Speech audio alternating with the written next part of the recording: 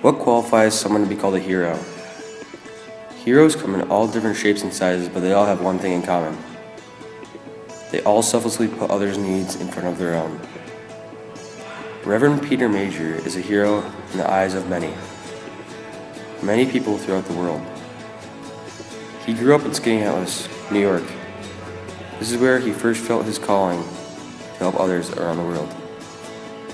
He left his college in Albany during the second year of law school to go to London, England, to train to become a missionary and embark on a journey to spread Christianity. In 1968, Reverend Major was ordained a priest for the Mill Hill Missionaries. Seeking thick poverty, or deep water, as Reverend Major would say, he took on his first mission in eastern Malaysian island of Borneo. While here, he preached and taught the beliefs of Christianity to the natives, some who were already Christians and others who were not. Reverend Major met some of the most peaceful, hospitable people he ever knew while in Malaysia. Every family he would visit would offer him food and a drink. Kindness is the first sign of God in a person, he thought. After 10 years of giving and receiving love from the natives, Reverend Major was forced to leave Malaysia because the government decided all foreign missionaries must leave the indigenous people to assume responsibility for their spiritual needs in 1979. Next, Reverend Major went to St. Joseph University in Beirut, Lebanon to study Arabic. However, fighting broke out due to unsettling times, so he had to complete his Arabic studies in Cairo, Egypt. Reverend Major then chose to take on a mission in Sudan. He was appointed in Malakal, located on the Nile River between the capitals of North and South Sudan. The northern region of Sudan is mostly Muslim, while the southern region is mostly Christian.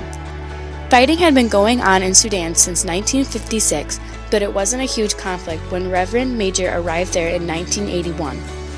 By 1982, fighting was occurring again. Prior to Reverend Major's arrival, oil was found in his parish. The locals feared armies would come from Khartoum and take the oil.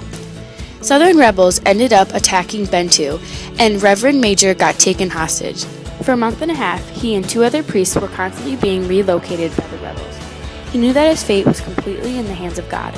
Reverend Major, using his natural humility, ate with the rebels who were holding him hostage. He said, "I would sit with them, figuring it's harder to kill someone you eat with." This eating together built up community. The locals were the ones who finally convinced the rebels to let them go. After he was finally let free, Reverend Major worked in northern Sudan near Khartoum. His group set up emergency schools. At one point, there were 65 schools in session simultaneously. Since churches were not allowed, the schools were where Mass was held. Reverend Major said it was a church of people, not of bricks. Eventually, urban renewal was instituted and the schools had to close. After 9 years of working by Khartoum, Reverend Major was asked to be the chaplain of 5 prisons in the area. One of them was a women's prison packed with widows, and therefore children too. Everyone, including the guards, helped look after the children.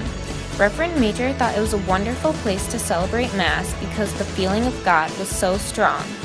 Unfortunately, he was accused of spying for the United States and was forced to leave.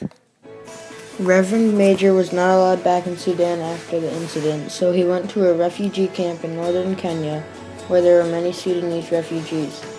He would go to the homes of the sick and dying every day and support them physically and emotionally. There was Sunday school for children where porridge and programs were offered.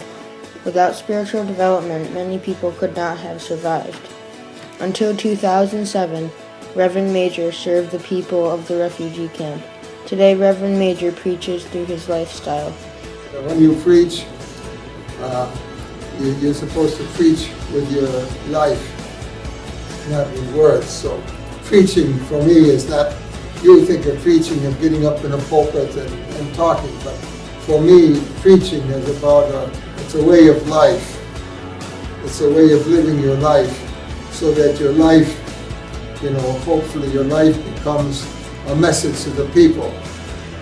Like in Kakuma refugee camp, all of the young people there, they had T-shirts, and it said, "Dare to be different." A priest is a priest for life. To say the least, many people around the world have been changed for the better thanks to Reverend Major and his heart the size of Sudan.